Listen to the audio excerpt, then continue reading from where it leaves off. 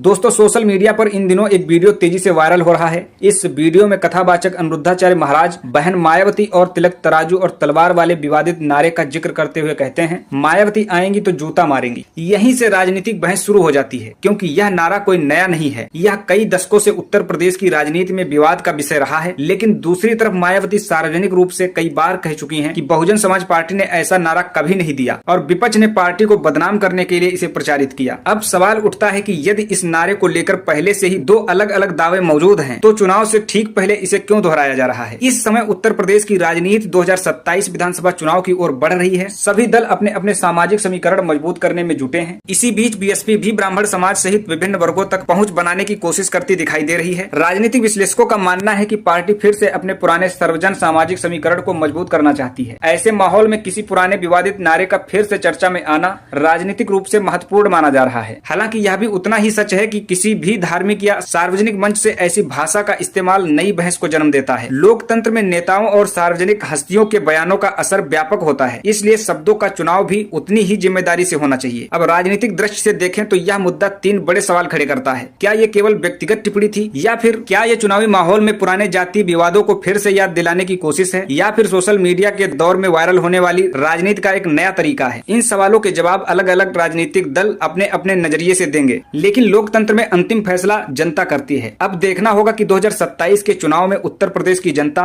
ऐसे बयानों को कितना महत्व देती है और विकास, रोजगार, कानून व्यवस्था तथा सामाजिक न्याय जैसे मुद्दों को कितनी प्राथमिकता देती है। फिलहाल इस पूरे मामले पर आपकी राय क्या है? क्या धार्मिक मंचों से राजनीतिक टिप्पणियां होनी चाहिए, और क्या पुराने विवादित नारों को बार बार दोहराना समाज को जोड़ता है या फिर नई बहस और विभाजन को पैदा करता है? अपनी राय हमें कमेंट बॉक्स में जरूर बताइए। फिर मिलते हैं एक नए वीडियो में, तब तक के लिए नमस्कार।